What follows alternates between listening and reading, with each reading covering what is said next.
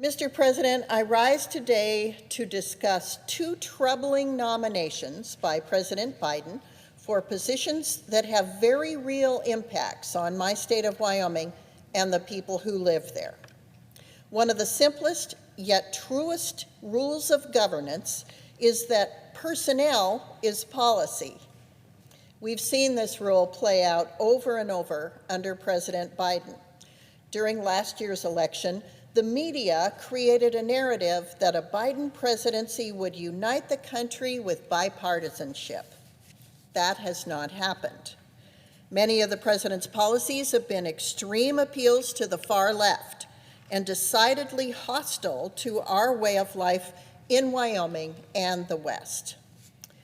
I believe much of this can be traced to the people with whom he has surrounded himself and to those he's appointed. That's why I'm so concerned about two of the president's nominees that the Senate is considering.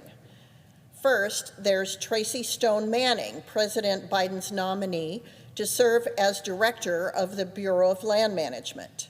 I'm particularly interested in this nomination because the BLM manages about 18 million acres in Wyoming and huge tracts of land throughout the West. In fact, 90% of federal and public land is west of the Mississippi. We need a land manager who understands, respects, and implements multiple use of public lands, with which Americans in the West are particularly accustomed. The BLM has historically managed for multiple use, which is in many cases required by law. Under Ms. Stone Manning, I'm very concerned that multiple use principles will change. And the reason is quite simple. This nominee is a radical.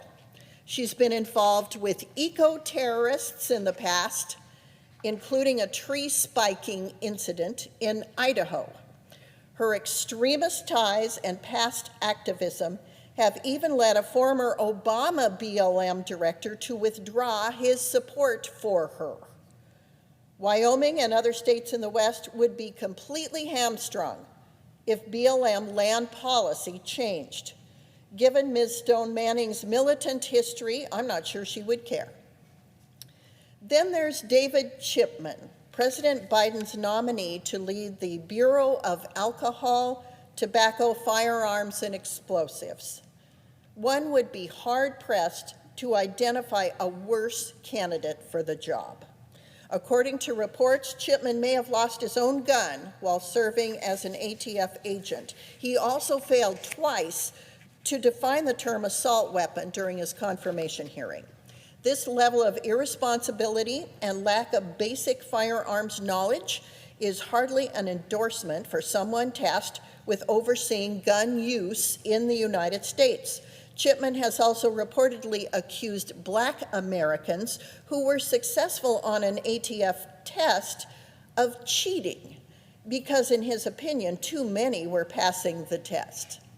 Let's be real. This kind of discrimination would tank a Republican candidate. Mr. Chipman has also endorsed efforts to defund the police and has supported the science fiction sounding notion of pre-crime arrests. His idea of effective law enforcement would be to arrest people before they commit crimes. Mr. President, I came to Washington to solve real problems and get things done. I don't care if the solutions come from the right or the left. I'm here to support good legislation and good policy. That's why I've backed President Biden's decision to bring our troops home from Afghanistan. That's why I've supported many of his nominees with whom I may disagree on some policy points, but they are nonetheless qualified for the roles. Nominees including Janet Yellen, Pete Buttigieg, and Gary Gensler.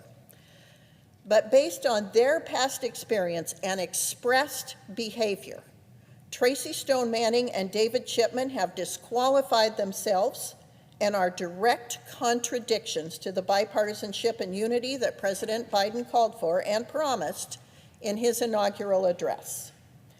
If these extremist nominees are confirmed, They will direct their respective agencies towards ends that are actively and openly hostile to the Wyoming way of life that I'm here in Washington to support and defend.